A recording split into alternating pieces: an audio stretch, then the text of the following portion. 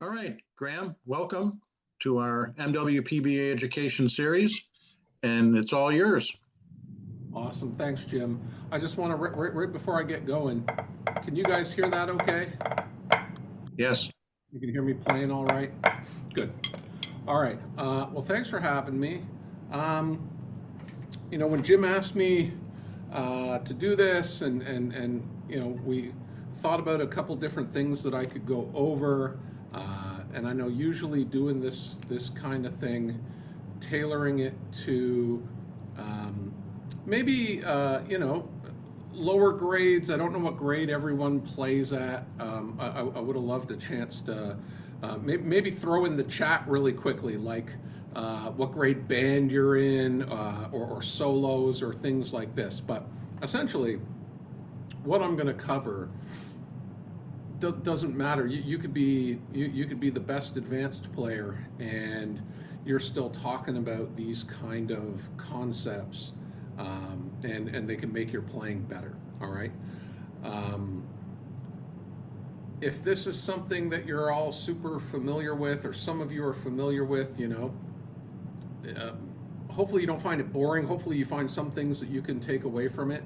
As to me, this is all really straightforward, or it's things that I learned early on. But saying that, with people that I teach, and especially when I travel and work with bands and do workshops or clinics, this is something that I find lacking and that they have not spoken about or discussed in this kind of detail, okay? Which is why I wanted to go over these things tonight. So if you understand these concepts and you're already using them, great. And if not, hopefully this can be a good takeaway for a lot of folks, okay? But basically, it is understanding kind of key differences in strokes we play, why we play how we do, and how we can better use them in our drumming, okay? So I'm gonna start with, and again, maybe I love to see the interaction, right? If you can give like a thumbs up or something. Who understands what I mean if I said we're going to talk about downstrokes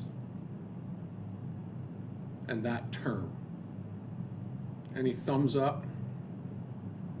Or who understands what I mean when we're going to talk about upstrokes? Right? And some people do these. I think a lot of people do this stuff naturally. So maybe you're utilizing these techniques without really thinking about how you're using them, or that you are using them. But again, from my travels and my experience, I've found that a lot of people are not using these strokes properly, and not understanding what they can do to help make their playing better, right? So, downstrokes. When I say a downstroke, it has a specific meaning, all right? And now, I would describe this, or the definition, as being a stroke that starts high and finishes low, finishes down, all right? But again, there's context, like what exactly do I mean by down, all right? And it's the idea that when I strike, I do not want rebound, okay? I want to hit and keep the stroke down. And to go even further, what am I doing? I'm hitting, and then I am catching the stick in the back of my hand. I'm using my palm, okay, closing my fingers, but I'm stopping the stick to prevent rebound. And again, I think this is massively important, because when I see a lot of players that I think are struggling a little bit, there's a lot of lack of rebound control, and their sticks are kind of flapping about, okay? So you get a lot of living in the mid range, okay? See a lot of drummers who are doing this kind of thing.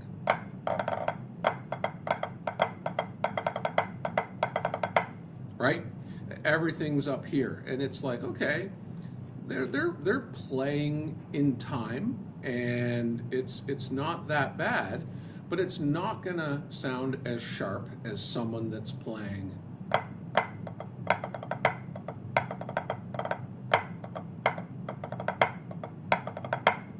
now. You could look at that and just say, oh yeah, well that's a good player and their control is better. But it's specifically these kind of concepts that I am utilizing my hands to control the rebound, okay? Control the downstroke. So, you know, right hand comes down. As it hits, it's going to be open. This is where I wish I had the big screen in front of me to see what you guys can see, but it's gonna hit, it's still gonna be open, it's not closed yet, but as soon as, so it makes a pleasing sound. If you're already closed and you strike, it's not a pleasing sound because it's too tight, all right? But once I hit, and it's nice and open, then I close it into my hand, right? So, similar with the left hand, what am I going for? If we kind of move in slow motion here, as I'm traveling downwards, the stick is going to hang basically on my thumb.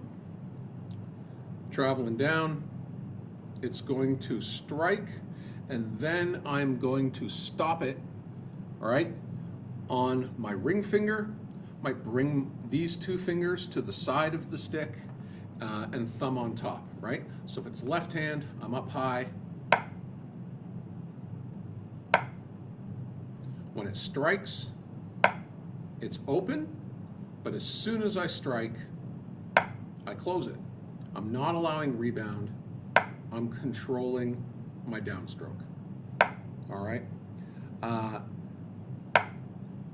I like to, as this leads into follow-up strokes, I like to call this tension and release. I'm sure I did not invent that term. My brother Blair likes to think he did invent it. We argue back and forth on this, but tension and release, the idea of we're gonna be a little tight when I give it that stop, and then immediately after, I'm usually going to have to open my hand up again to play whatever is going to be coming next, right? So tension and release, using that downstroke, controlling it, and then opening it up, okay? So that's the downstroke. Let me try and, I'm just going to move myself. There we go. Okay, now I see myself as the big picture. This will help. There you go. And you guys can see my pad okay? Maybe I'll move just a little bit back. Okay. So, oftentimes though, right, this is going to go hand in hand with the upstroke. And the upstroke is the opposite. Instead of starting high and finishing down, we are going to start low and move upwards, okay?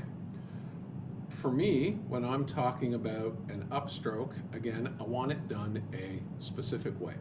So when I learned this concept, my teacher did not teach it to me as upstrokes and downstrokes, but he actually called this move the swan's neck, all right?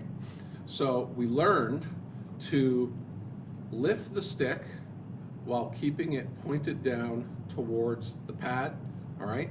So that you start to get this bend in your arm, in the wrist, so that it kind of looks like the neck of a swan. So he called it the swan's neck. And we would practice going up, top of the move, we would rotate, and then bring it back down for the downstroke. Okay? Up, rotate, down. I'm leaving out the actual upstroke. That's what we didn't really practice with the swan's neck, but we just want to play essentially a low tap, okay, that as we hit, I'm pulling upwards.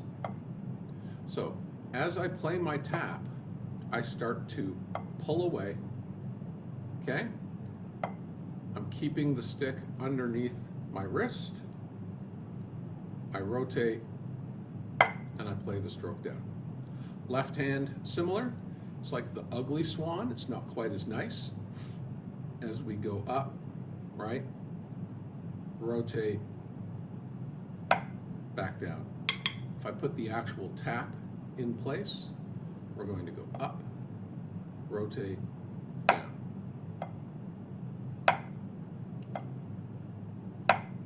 So, what is this doing for me, right? Well, with an upstroke, first off, we are trying to prepare ourselves for, usually a big accent, but it's preparation. It's preparing yourselves for what's going to come next. Again, I like these little names. I like to say things like economy of movement and conservation of energy are two of my favorites, which are essentially the same thing, but we're trying to get the most out of what we're doing while doing it the easiest way, right? So I see so many players that just hit and then move their hand, okay? So there's a lot of like last minute. They're unprepared. They play, they move, they hit. All right? Whereas if we are using the upstroke and the downstroke, I'm doing that in one motion. Okay? Up, rotate, down, left hand, up, rotate, down. So it's preparing us for what comes next.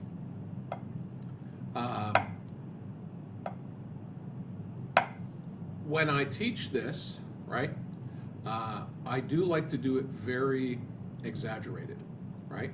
So we will talk about going all the way up, kind of to my shoulder and elbow being kind of parallel, same height, then rotating and coming down.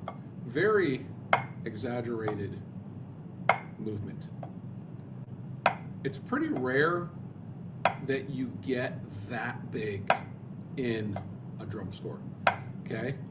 Unless you're maybe Stephen Crichton, if you guys are familiar with Stephen, he loves to get a big old flam that comes all the way up here, all right? But it is relatively rare that we get quite that high. But it's good to learn these things and practice them in an exaggerated motion, all right? To just learn the movement. But as you bring this down, is where we start to use this more in my everyday when I'm playing drum scores, okay? Get more like this kind of thing, where you see the rotation of my wrist. I'm getting smaller upstrokes into smaller downstrokes, and you'd see that more in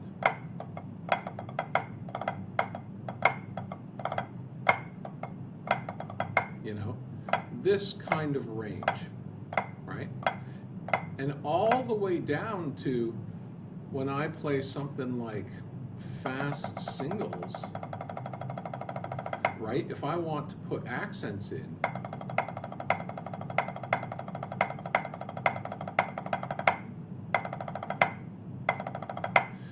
these motions that I'm getting are still all coming from learning how to do this, all right, 35 years ago. I'm trying to think when I started drumming. Learning these motions and developing that technique. I guess if some of you have done other forms of drumming, some people refer to this as the Moeller technique, right? You might be watching me going, he's just doing the Moeller technique, all right? And I had never heard that until I was at a PASIC in 2002. This is the Percussive Arts Society International Conference, and I found this fascinating. I like to tell this little story that I'm not a drum set guy, so I'm not a drum set player. I don't know a lot about good drum set players, and but we sat in a couple master classes, and I watched this one guy, Virgil Donati, and Virgil he's really good. He had been a premier drums guy, and Kilpatrick knew him, so like we're watching Virgil, and it's really, really cool. It's blowing my mind because I'm not a drum set guy, but I could tell that like everything he was doing was really heavy and like into the drums. Okay, so as he's moving around the drum set, it's like it's heavy and into the drums, and sure, that's giving a sound that I guess he's going for, but that's how he played. And then the next master class is going to start, and guys that I was with, other pipe band guys who are drum set guys, were like, if you thought he was good, this next guy's really good. And this was a guy named Dave Weckl. And so I've since learned that Dave Weckl is like literally, like top 5 drum set player. And this was what was just fantastic and so cool to see from, not being from that world or knowing anything, really about it. But he starts playing, and everything he's doing is like this. He's moving around the drum set, pulling away from the drums. And then he starts talking about specifically the Moeller technique and how he's utilizing these upstrokes for like fluidity of movement and trying to be smooth. And I just had this amazing experience where I went, that's what the best pipe band drummers do. Like when I watch all the best pipe band drummers, all these guys are moving their hands the same way, okay? And I never realized how it would transfer over to different kinds of drumming, but here's this guy who's one of the best in the world at what he does, and he's essentially using these same techniques, and it was just really, really cool to see. So that's when I first heard the term Moeller technique and realized it's basically the same thing that I'm trying to do, like so, okay? And he talked a lot about why this is important, how the physics of that kind of whip, motion that you get at the wrist, okay? How this can add power, and even if it's not power, just kind of like momentum and energy, right, into your playing, but without having to overdo it with your hands. So that's like the big takeaway here is if you are having to like physically, the wrist movement, the finger movement, if you're having to create the energy that way, or the tension, all right, you can often end up getting too tight. You you bring this tension into your hands. And once the tension is there, it can be hard to let it go. You know, like I talk about tension and release. The release is the hard part. You know, that's what you need to practice, is hitting that stroke and then allowing it to your hands to open up and relax again. And that takes a lot of practice to train your hands how to do that. But seeing that, you know, the physics of this movement, right? It creates power, energy, momentum, but not at the use of like me having to squeeze with my fingers or anything like that. So this is how you start getting these faster. So I'm able to keep my fingers relaxed, right? And they're doing this while I'm popping these accents out because of how I am moving my hands, how I'm creating these strokes.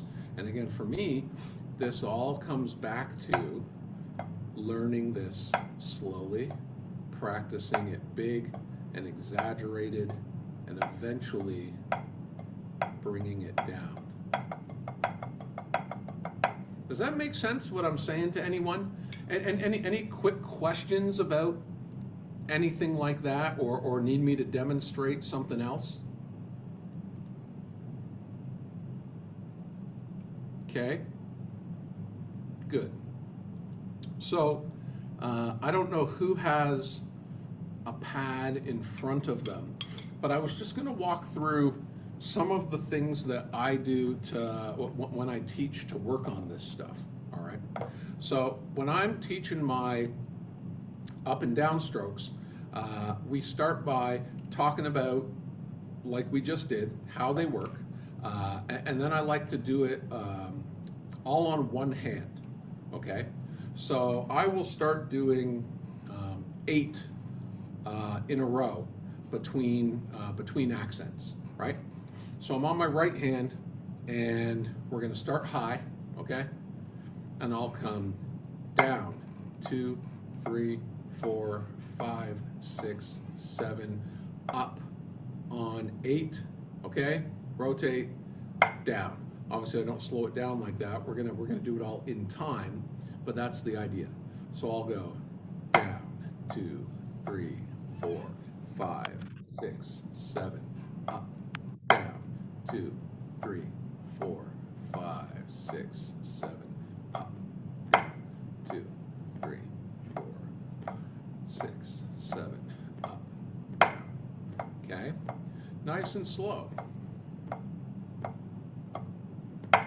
Right? Good to start with a lot of notes in between, as you give yourself kind of a chance to reset.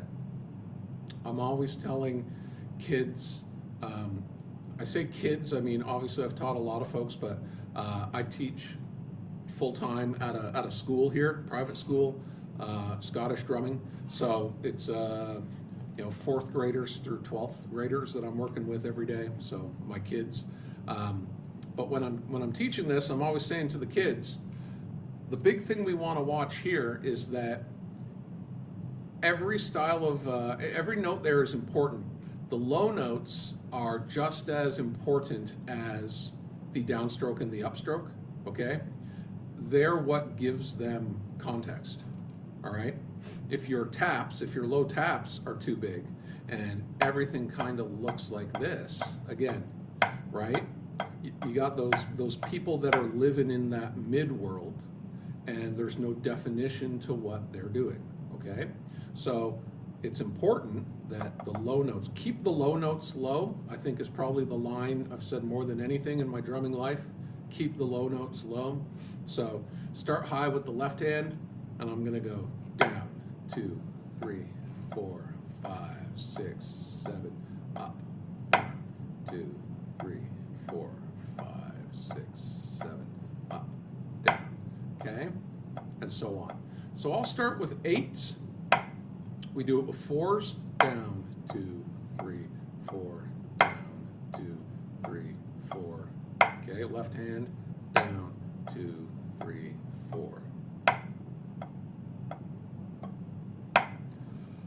Threes are my favorite because there's one of each stroke, right? So I love this with just the one tap in between. So if you had to just practice one thing, I would say practice this with threes, okay? So that we're going down, tap, up, down, tap, up. 1, 2, 3. 1, 2, 3. 1, 2, 3. Left hand, right? Down, 2, 3. Down, 2, 3. Okay? Finally, when it's 2, you're just down, up, down, up. Down, up, down, up, down, up.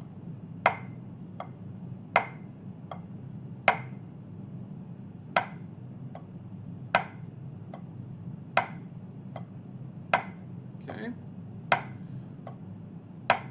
One thing I should mention here, there's a lot of things going through my brain. But when you try and between your upstroke, the rotation, and your downstroke, one thing you're trying to accomplish is that the stroke or the stick stays as still as possible, okay? That it essentially stays in the same position. So I'll explain it as like trying to follow the same path, all right? Or the stick existing on a plane. And I love always asking the children, and they think I mean plane in the sky, and I do not. I mean, as I go up, and even as it rotates and then comes back down, it's trying to follow the same path and be on the same plane, okay? And I talk about if it breaks the plane somewhere, we've done something wrong. And this is what, this differs a little bit from, like, if I watch Dave Weckl or some of these folks do the Moeller technique, they tend to go out to the side more, okay? I don't like the control that we lose when we go out to the side like that, okay? So this is why I talked about it being under my wrist. I want to go up. You know, it's hard to see from this angle, right? But I'm just trying to keep the stick the exact same spot and then follows that path down. So you can kind of see on my pad, if you see the angle that I am pointed at, right? When I finish this, it should look like, you know, how I started it. And I'm not trying to break from that. I'm not trying to do anything funny all the way up. I'll sometimes explain it as like my arm is moving, the wrist is moving, the stick actually isn't moving. I mean, it is, but you know what I mean? I'm moving around the stick, okay? If my stick or my arm wasn't there, it was invisible, you would just see this stick go up, bend, and come down, all while staying on that same plane, okay? Trying not to break that. A little tougher with the left hand. A lot of folks sometimes like overdo it, get like this kind of thing, okay? Again, a lot of this is again, generating that momentum. It's preparing us for what comes next. If you're actually overdoing it the wrong way, you're not conserving energy. You're not helping yourself prepare for what comes next, right? You've defeated the purpose. You've broken from that. So you do want to be careful when you go up, even more so with the left hand, that you're not doing any kind of funky movement, all right? Often with the left hand, sometimes, you know, it's hard to see at this angle, but I'll see like circles, okay? They go here, comes in towards myself now, and they're going this way. I don't want circles. I want up, elbows moving, right? This is doing the work. The stick is stable.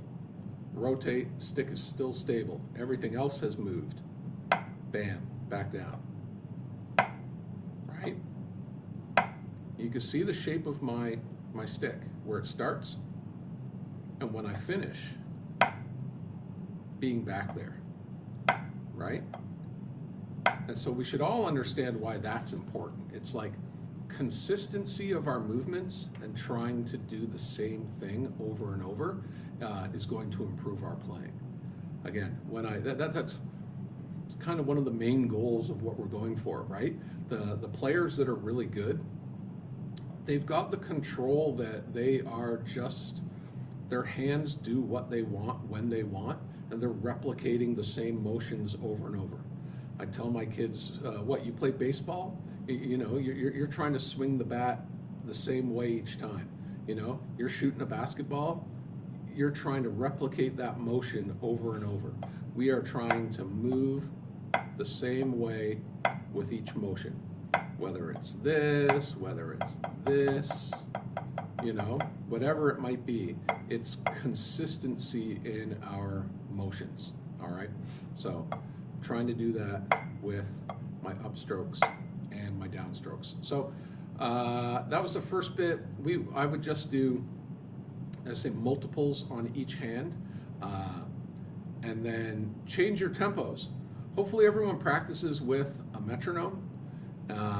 I just had a lesson earlier today where, we were talking with a boy about how a metronome doesn't just keep you in time, but when you are playing something that forces you into a box and you have to learn how to move and accomplish things within that box, it makes everything better, Your technique, if you're not meeting the metronome, if it's not working, you're doing something wrong or something can be improved.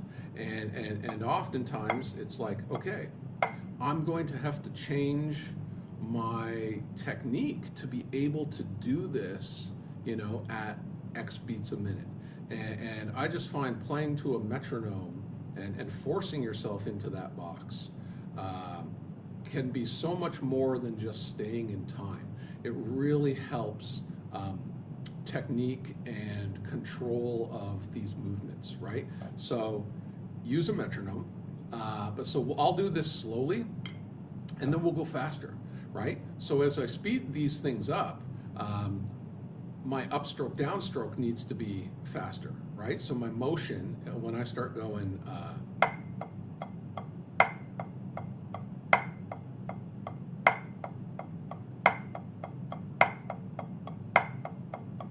right? You're learning the different speeds are going to force us to learn, how to do those movements slightly differently, and you just want to practice this all the way down the spectrum, okay? So you start slow, you go exaggerated, and then you're going to go faster.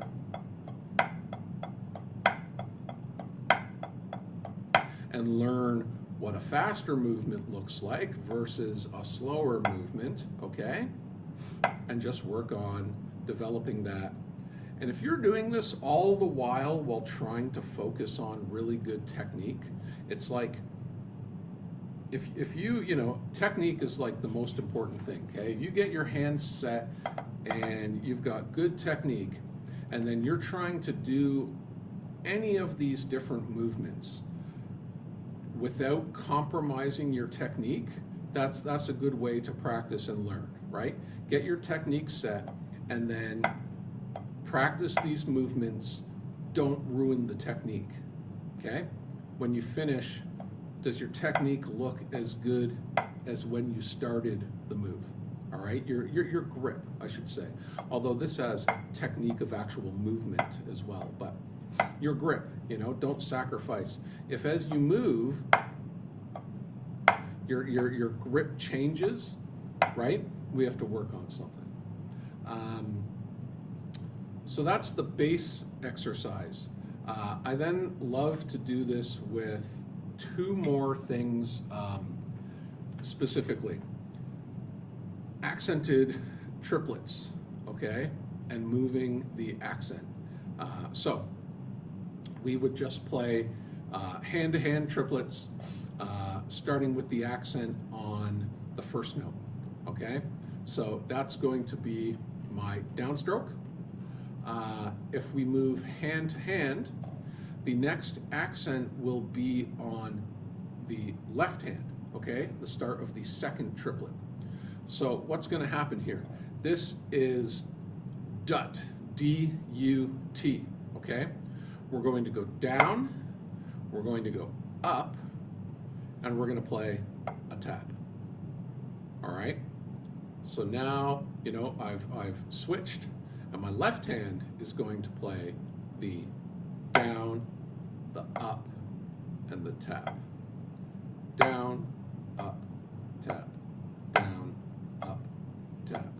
Down, up, tap. Down, up, tap. Now, again, you can like thumbs up or something. I'm sure a lot of you have probably played accented triplets, you know, and gone through this stuff. But have you done it with that kind of technique? You know, I see, you know, if I ask someone just play accented triplets, and it probably would look more like, okay, they're just like, they're wristing, they're going back and forth. There's not as much difference between the volume, okay, control. So again, they're in that mid-level world, okay, where here we want to be very deliberate and we want to really focus on one of each stroke type, okay? These triplets are fantastic because, you know, what was the downstroke, as I keep it low, now is the tap. Great for our tension and release, right? So it's transitioning from, it was the downstroke, now it's the tap. Okay? This guy's up, now it's the downstroke. Now it has to relax and be the, I mean, this seems so simple in concept and theory, right? Again, maybe you've done this before, but so many players do not think about this and do not try and move their hands this way. This is one of my favorite exercises. If I was just with a group of people and I was like, you want to get better at pipe band drumming, probably really just drumming, I want you to practice hand-to-hand accented triplets, thinking about down, up, tap, and doing it this way. Down, up, tap, down, up, tap. You know, if you already do this and you do it naturally without thinking of these concepts, that's great too. I love when I get a kid who kind of just does it and it's come naturally to them, and it's like great. You know, you know, their hands are moving, and subconsciously they already understand that I should keep this one low after playing this, and oh, if there's an accent up ahead here, I need to get up for it somehow, you know, so I'm gonna lift here, right?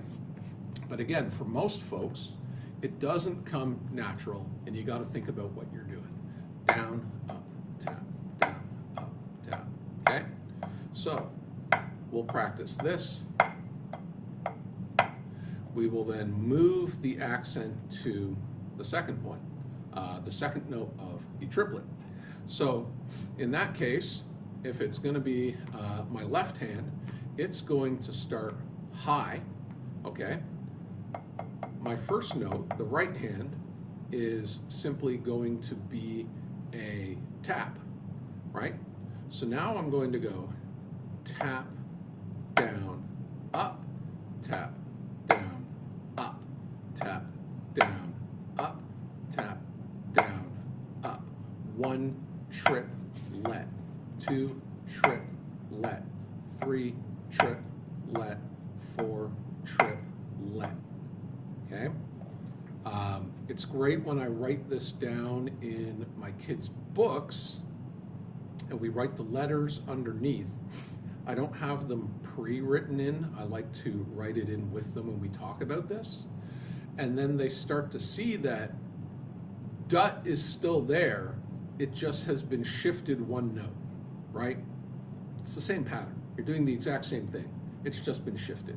And when we finally move it to the third one, with the accent on the back of the triplet, we're going to start with the upstroke, right?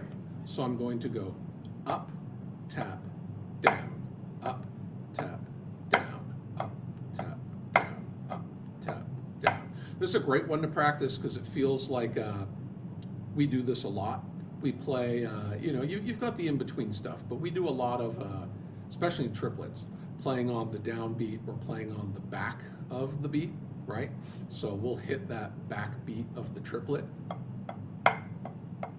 1 triplet, 2 triplet, 3 triplet, 4 triplet, 1 triplet, 2 triplet, 3 triplet, 4 triplet. Okay? Up, tap, down, up, tap, down, up, tap, down, up, tap, down. All right? And then if you can do that exercise, moving it every 4 or so is great.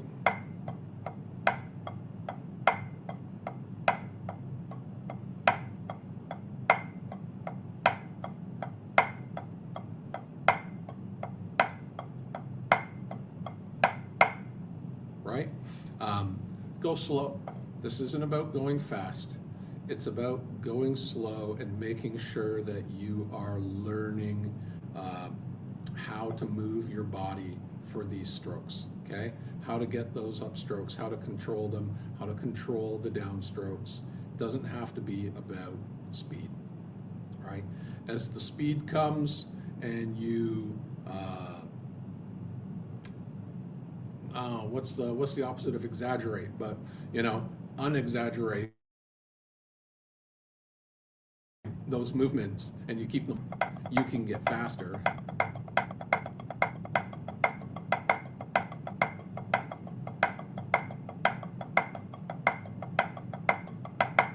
Right? That kind of thing, and even quicker. But we go slow. My kids, they pass this exercise and move on if they're showing me that they understand the concepts, they can control it, they can do it evenly, and I'm properly hearing a downstroke, an upstroke, a tap, okay? Not necessarily about speed. And then finally, I would do this with paradiddles as well. Again, I can't, there's like, I don't know, is there a thumbs up thing on here? But like, I think sometimes you can hit a thumbs up button. Who has played paradiddles moving the accents? Paradiddles with moving accents from first note to second note, third note, fourth note, right? It's like, it's a pretty common exercise, I think, that a lot of people learn. This might be, I love the triplets. This might be my absolute favorite because when you do this the way I want you to do it, with upstroke, downstroke, and then the taps as taps, each one of them is slightly different, right? So each paradiddle adds something slightly different to the mix, okay? So when you've got the first one and you're just playing pair, up, diddle, pair, up, diddle.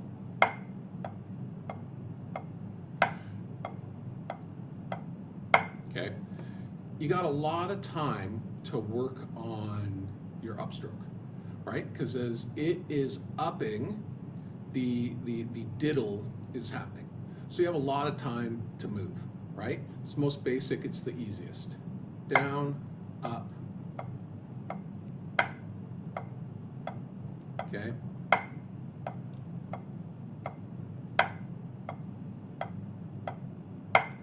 When we move it to the accent to the second note,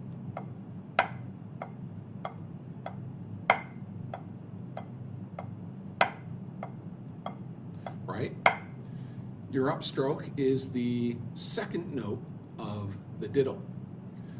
So it's definitely in a unique spot now. You have to be able to, your hand has to be low, okay? You can't just be throwing diddles in that are giant. You want your hands to be low, and it's the second one that pulls away, right? So it's changed, or it's a unique movement, okay? Going from 2 on the same hand now and going up. When we move to the third note, we are going to start with an upstroke. And this is where we get our tension and release, right? Because we are going to up, tap, and then down, tap, right? For the diddle. Up, tap, down, tap, up, tap, down, tap. Paradiddle, paradiddle, paradiddle. Okay? Look what my hand's doing, right? You do not want to go where it's flying back at you, okay? And you don't have control of your paradiddle. But that's the kind of stuff that I see. We want to learn that tension and release and be able to control the diddle. And then finally, when we do the fourth one, it's just our up-down snap immediately to hit the fourth note of the paradiddle. Paradiddle, paradiddle, paradiddle, paradiddle. So again, every one of those does something slightly differently. It asks something a little different of our hands. So this isn't, the triplets, we're doing the exact same thing, right? Just shifting the pattern, right? Our hands feel the same. Each part of that movement feels the same. Your hands do not feel the same in the paradiddles. They are asking different techniques and movements of our hands when you do this with paradiddles. And for that reason, this might be my favorite exercise, all right? Something that y'all have probably done, but maybe not exactly this way, or have thought about it this way, and how doing it like this can teach you a lot of control and what your hands need to feel, okay?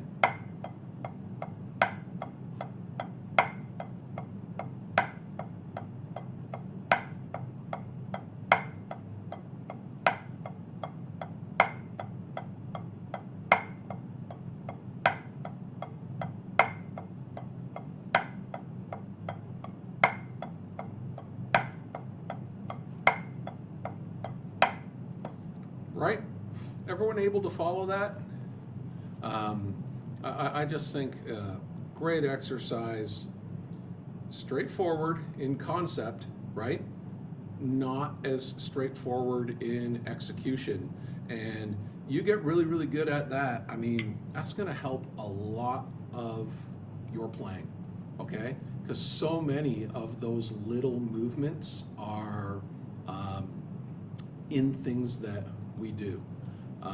I will say this was one of my favorite things when I would do some workshops with Jim Kilpatrick.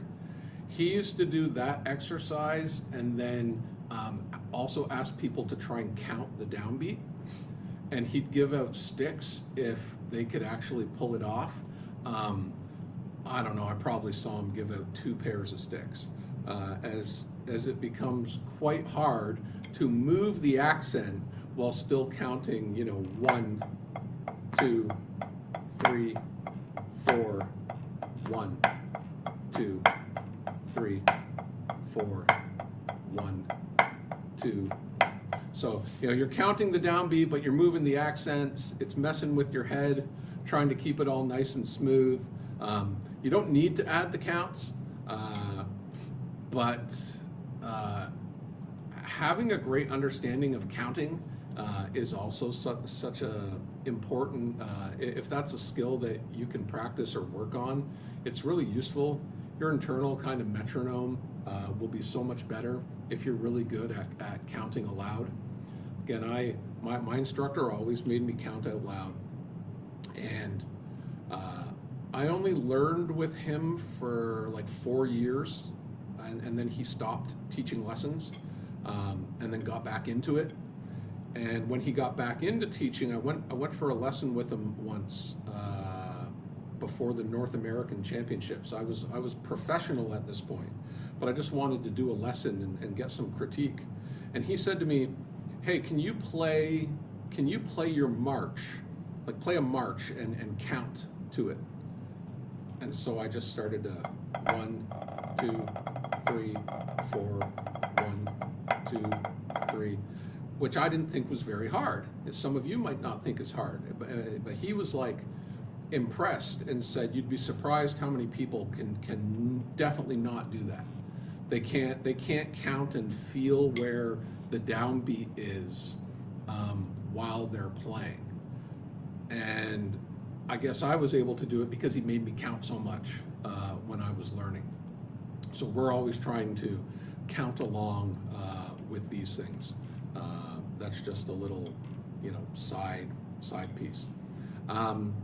So that's basically the most, what I wanted to go over tonight as far as the idea of what you should be doing with up and down strokes, how I practice them, where these things get brought into your playing. If you've got a big flam that's leading off a part, you're probably going to upstroke into it.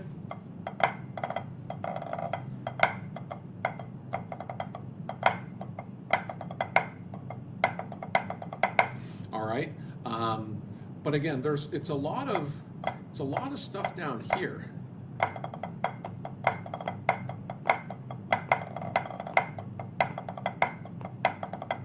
That is also, where I feel like I use these movements a lot. And as you can see there, it's the fact that the low notes are low, guys, all right, that gives context to when I upstroke, okay, when I downstroke. Just the idea of tension and release, hitting these downs, okay, and then controlling it nice and low. This is essentially what you want to be practicing. Try and work it into some of your playing.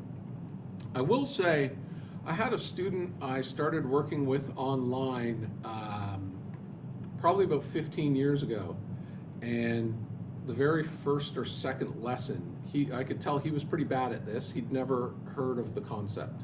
And we started talking a lot about this. And he came back the next week, and it was really funny. Everything he was trying to do was an upstroke or a downstroke, okay? That's not what I'm saying, right? It was ridiculous to see how much his hands were and arms were trying to move, and it was like, whoa. Okay, we went overboard. This is used for some movements to set you up into following movements, keeping your hands low for when there's going to be low notes, going up when there's going to be bigger notes, creating momentum. But again, if you're trying to do it everywhere, folks, you're defeating the purpose, right? We're wasting too much energy if you are trying to, if every stroke is an upstroke into a downstroke, that's not going to work, okay? So I hope that makes sense as well. Any questions on these things?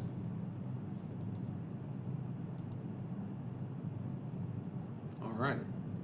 Graham, I'll just say, just a comment instead of a question. This is the kind of thing you can't get by picking up a piece of sheet music and trying to play it. Technique, I think, in our idiom of drumming today is being lost a lot because accessible music is so accessible. the technique, I think, is suffering because of that. And this was great. Yeah, I've got tell you what, I've got a kid that just started at the school here in January, so he's come mid school year, and he's in eighth grade, and he was learning drumline at his past school, and he's really good. Like he wants to be he wants to make like DCI and be like high level drumline. So eventually he's going to make our A band here. Like I can already tell he's got great chops. He's going to be good. He's already in our lowest level band. He's already learned all kinds of music that's like, okay. He's flying through stuff. Saying that, he's really good at metrically putting the notes where they're supposed to be. Okay? Because that's the style of drumming more that he's come from. Pipe band drumming has so much like nuance and finesse, and again, this is why I talk about these moves are going to add a fluidity and a smoothness to how you play, right?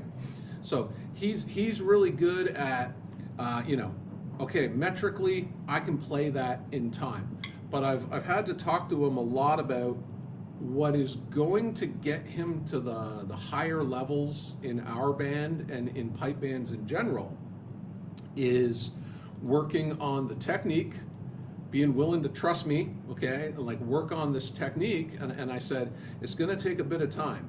You are going to think that you're a little better than you are, and it's like, he's doing great. But I'm like, I'm trying to get him to understand and believe me that it's the subtle nuance stuff, it's the finesse that is going to make him a better pipe band player, and so you're right. You guys can pick up a piece of music and work your way through it, and maybe you're really good at theory and you understand the X's and Y's of like, yeah, I can play 32nd notes and 16th notes, and I understand why this is this, right? But it's the technique stuff, and it's these kind of things that make the better players the better players. I mean, the best drummers in the world, I like to think my brother's one of them, but obviously Mick Werder and Kerr. In fact, when I really think about those three guys, my brother Blair, Kerr, and Steven, their hands they're just better than everyone's, Sorry to the other guys that maybe, want to be as good, but like those guys' hands and fingers and dexterity and like the technique of what they can do, they're just better than everyone else. It's why they're able to do these things so well. It's not just that they can play in time. The best players can play in time, but they have a quality of sound. Their fingers, their hands create a quality of sound that like makes them so good. So yeah, technique is a big one. I'm just looking here to see. Yeah, there was a question about why we're recording it. It will be on our YouTube, the Midwest Pipe Band Association YouTube channel. So if you go to youtube.com, just search MWPBA, it'll be there in a couple of days. Yeah. So hopefully that was was beneficial for folks. If you didn't learn something brand new, as I say, hopefully it was either dove a little deeper into why we do this. Again, when I come up to this point in my tutor book, when I hit this point, I like to really reiterate to my students that like, okay, this is like it's funny, you hear these like core memories or something. I'm like, this is a big one, okay? I'm like, this stuff that we're about to learn right here is it needs to be really, really executed properly, and you do this well, it is going to open up a lot more in the future. It's like if they do not do this well, their hands are not going to be moving the way that I need them to when we get into harder stuff. You know, when we get into things down the road, and it's like, see, this is why you needed to be able to upstroke better. You know, this is why you needed to be able to control those downstrokes, because it's hurting you a little bit. You know, too much rebound, you know, you're bouncing around, you're not controlling things. So I really push it home that it's important. So, yeah. Anybody else have any questions before we wrap it up for Graham? Graham, it's great seeing you again. Absolutely. We'll see man. you in up in Michigan there in May, and look forward to catching up. Absolutely. Thanks for having me. Great to see a bunch of people on here. You know, I feel like I've done stuff like this before, and there's been like 4 or 5 people. So Good. This is pretty good, and glad that we recorded it. So Terrific. yeah. Thanks Awesome. again for doing it, and thanks everyone for coming tonight. Next month's education series is with Bob Worrell, obviously on piping. I'm not sure what the topic is yet, but we'll get that out, so look for that announcement. Thank you, everyone. Have a good night. Take care. Bye-bye. Thanks for doing this.